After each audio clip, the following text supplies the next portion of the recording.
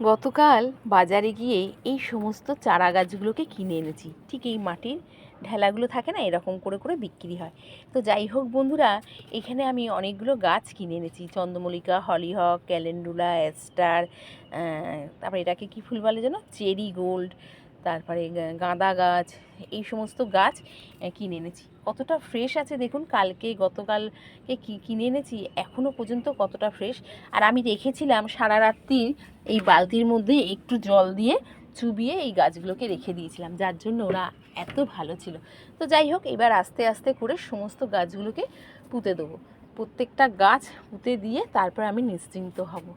কাল থেকে টেনশানে ছিলাম যে কখন সকাল হবে আর গাছগুলোকে পুঁতে দেবো। কিছু সবজি গাছ, ক্যাপসিকামের চারা, লঙ্কা চারা, বেগুনের চারা পুঁতে দিয়েছি, আর বাদ বাকি রইল এইগুলো। তো এইখানে একটা এইগুলো যে অ্যাস্টার গাছ দিয়ে দিয়েছি, দুটোতে দিয়ে দিলাম। দুটো অ্যাস্টার এনেছিলাম, দুটোতে দিয়ে দিলাম। আনলাম তো কিনে বন্ধুরা, কিন্তু আমার ইঁদুর ভাই কতটা যে আমার সাথ দেবে এটাই হচ্ছে কথা। ইঁদুর আর কাঠবিড়ালি ওরা যে কি উৎপাত করছে। বাহ, কি সুন্দর লাগছে দেখুন। এই জবা ফুলটা ফুটেছে, কি অপূর্ব লাগছে। ওই দেখুন, দেখেছেন? একবারটা দেখুন, জবা ফুল ফুটেছে, তাকে কুঁচিয়ে রেখে দিয়েছে, বুঝেছেন? এরকম কিন্তু এই ফুলটা ভারী সুন্দর লাগছে দেখতে। তো যাই হোক, ছোট ছোট গাছগুলোকে এবার পুঁতে দেওয়ার পালা। আমি পুঁততে থাকি। আর সবসময় আমি বলি যে আমি খুব ইচ্ছে হয় যে আমি গাছ দু হাত দিয়ে মাটি খুঁড়ে গাছ পুঁতছি, এই সমস্ত করছি, খুব দেখানোর ইচ্ছে হয় আপনাদেরকে। কিন্তু কি বলুন তো, আমার সেই রকম ব্যবস্থা নেই। ফলে কি, আমি এক হাত দিয়ে ফোন ধরি আর এক হাত দিয়ে আপনাদের সঙ্গে সমস্ত কাজ মানে করি, সেটা দেখাই। তো কি আর করব বলুন। তাই দেখুন, আমার না সত্যি সেই রকম ব্যবস্থা নেই। থাকলে আপনাদের আমি কি করছি না করছি সমস্ত কিছু দেখাতে পারতাম। তবে এই ব্যবস্থাটা আস্তে আস্তে করে নিতে হবে, নইলে না অনেকটা আমি পিছিয়ে যাব, আর আপনাদেরকেও আমি ভালো করে কিছু দেখাতেই পারবো না। তাহলে বন্ধুরা, আপনারা অপেক্ষা করুন, আমি আস্তে আস্তে সমস্ত একটু একটু করে আপনাদেরকে দেখাবো। আর হ্যাঁ, আপনারা যদি এই রকম গাছ কিনে আনেন, মাটিগুলো কিন্তু অবশ্যই ছাড়িয়ে নেবেন। আমার একটু সুবিধা হয়েছিল কি বলুন তো, আমি সারা রাত্রির এই রকম বালতিতে সব গাছগুলো রেখেছিলাম আর একটু জল দিয়ে রেখেছিলাম, যার জন্য মাটিগুলো একদম নরম হয়ে গেছে, ছাড়াতে খুব মানে সহজ হবে। তাহলে চলুন এবার গাছগুলো আমি লাগাই। সারা ফোনটাও কিন্তু মাটি মাটি হয়ে যাচ্ছে। আমার পিকুর সাইকেলের ঝুড়িটা, সেটাকেও কিন্তু বাদ দিইনি।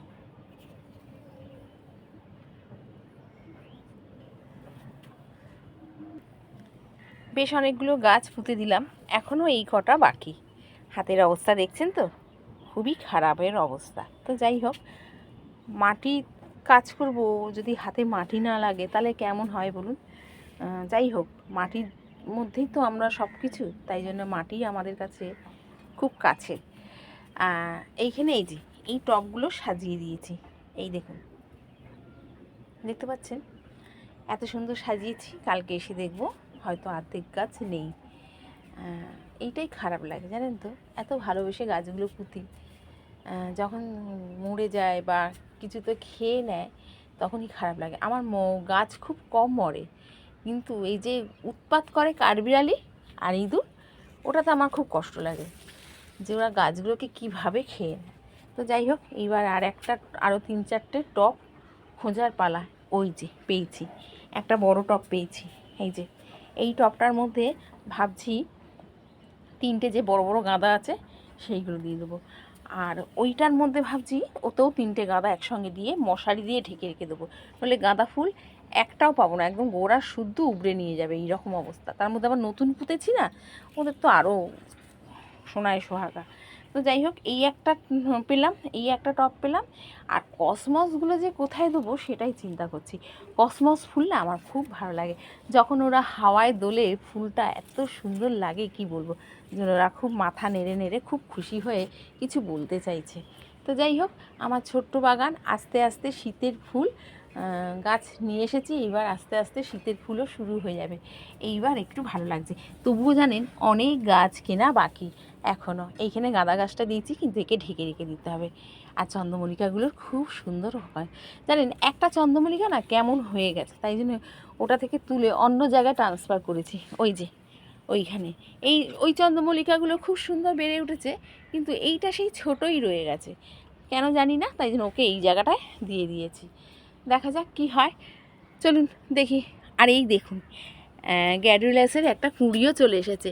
এইখানে প্রত্যেক বছরে একটা মানে মানে পেঁয়াজটা রয়েছে, প্রত্যেক বছরে গাছ হয়, ফুল হয়, আর এবারেও হয়েছে। এই দেখুন, দেখাতে পাচ্ছি, দাঁড়ান, হাতে এত মাটি না, ফোনটা ধরতেও ইচ্ছা করছে না। এই দেখুন, ওর স্টিক চলে এসেছে। এটা না মনে হচ্ছে অরেঞ্জ কালার হবে, কিংবা সাদা বা লাল, যাই হোক যে কোনো একটা হবে, কারণ এখানে 3টে আমি পেঁয়াজ দিয়েছিলাম, তার মধ্যে একটা গাছ বেরিয়েছে। কোনটা হবে এখন বলতে পারছি না। আর এখানে আমার বাগান বিলাসটা যেটুকু ফুটেছে সেইটুকুই যেন কি সুন্দর লাগছে দেখতে। প্রত্যেকটা গাছ খুব সুন্দরভাবে এবার সেজে উঠবে আমার ছাদ বাগান। আচ্ছা, এইখানে যে আমি ডাল কেটে যে চন্দ্রমল্লিকা পুঁতেছিলাম, সেগুলো তো প্রত্যেকটা গাছ বেঁচে গেছে, বেঁচে গিয়ে তাতে আবার কুঁড়িও চলে এসেছে জানেন। চলুন এবার অর্ধেক কাজ সেরে নিই। গল্প করতে করতে কাজগুলো অনেকটা কিন্তু করাও হয়ে গেল। আবার অপেক্ষা করুন, আবার একটু পরে আসছি। ব্যাস, সমস্ত গাছগুলো পোতা হয়ে গেল। এইবার ভালো লাগলো। যতক্ষণ না পুঁততে পারছিলাম, মনের মধ্যে একটা অস্থির লাগছিল। সব গাছগুলো একসঙ্গে সব জায়গায় পুঁতে দিয়েছি, আর বেশ ভালো লাগছে জানেন। এইবার মনে হচ্ছে আমার শীতের বাগান পরিপূর্ণ। না, পরিপূর্ণ বললে ভুল হবে, কারণ এখনও বেশ কিছু ফুল গাছ আনতে পারিনি। যেমন হচ্ছে পয়েনথেসিয়া, ল্যান্টেনা, তারপরে আরও অনেক কিছু, যেগুলো অ্যালিসাম, এই গাছগুলোকে আনতে পারিনি। পিটুনিয়া এনেছি কিছুটা, সেটা হচ্ছে নিচের ওই ব্যালকনিতে দিয়েছি। আরও কিছু পিটুনিয়া কিনে এই জায়গাটায় দেবো। একটু পিটুনিয়া না থাকলেও কিন্তু ভালো লাগে না। মোদ্দা কথা হলো, ছাদ বাগানে যদি সব রকম ফুল থাকে, তাহলেই সেই ছাদ বাগান পরিপূর্ণ হয়। তো যাই হোক, এরই মধ্যে আমার ছাদ বাগান আস্তে আস্তে সেজে উঠেছে। আরও এই গাছগুলো বেঁচে গেলে, ঠিকঠাক বেঁচে গেলে, ফুল যখন দেবে আরও সুন্দর সেজে উঠবে। এখনও কিছু গ্লো ব্যাগ আছে, যেগুলোতে ছোটো ছোটো গাছ এনে পুঁতে দেবো। তাহলে বন্ধুরা, দেখছেন তো খুব সুন্দর আমার ছাদ বাগান আস্তে আস্তে করে সেজে উঠছে। চলুন, যেখানে পিটুনিয়াগুলো ফুটেছি, দেখুন জল পড়ে যাচ্ছে। এই যে এইখানে দিয়েছি গাঁদা গাছটা, তাকে মশারি দিয়ে ঢেকে দিয়েছি, কারণ গাঁদা গাছের ওপর ওদের খুব আক্রমণ করে ইঁদুর আর কাঠবিড়ালি। এইখানে দিয়েছি বেশ কটা কসমস, এইখানেও কটা কসমস দিয়ে দিয়েছি। ওই গেয়াটা দিয়েছি 2টো গাঁদা, আর এইটাতে দিয়েছি 2টো হলিহক। মোটামুটি সব গাছগুলোকে পুঁতে দিলাম। আর এখানে না লাল শাকের বীজ ছড়িয়েছিলাম, এখনও পর্যন্ত গাছ বেরোয়নি, তবে সব পোকায়, ছোটো ছোটো পোকা না খেয়ে নিচ্ছে। ভাবছি একটু দোক্তা পাতা ছড়িয়ে দেবো। দোক্তা পাতা জানেন খুব কাজ করে, খুব ভালো, ওদের গন্ধেতে পোকা আসে না। দোক্তা পাতায় আমি একবার দিয়েছিলাম, প্রচুর কেন্ন হয়েছিল, মরে গেছে, তো সেইটাই আবার অ্যাপ্লাই করব। চলুন, পিটুনিয়া যেগুলো দিয়েছি সেগুলো একবার দেখাই। এই যে এইখানে লাইন করে দিয়েছি বেশ কটা পিটুনিয়া গাছগুলো কালকে পুঁতে দিয়েছিলাম, তার জন্য একটু জল দেওয়াতে ওরা এখন ঠিকঠাক আছে। আর এইখানে দিয়েছি এই একটা পিটুনিয়া, আর এই কোনায় একটা দিয়েছি ভারভিনার আবার ফুল ফুটে গেছে। এটা হচ্ছে একদম ভায়োলেট কালার, ফার্স্ট শীতের ফুল সমেত গাছে কিনে এনেছি, মিথ্যে কথা বলবো না, তবে ফুলের কালারটা কিন্তু ভীষণ সুন্দর। আর শীতে যদি এই গাছগুলো ছাদ বাগানে না থাকে, তাহলে কি ভালো লাগে বলুন তো। আর এই একটা ভারভিনার অবস্থা কালকে খুব খারাপ হয়ে গেছিলো, আজকে দেখছি ভালো আছে। এটা কি কালার হবে বলতে পারছি না।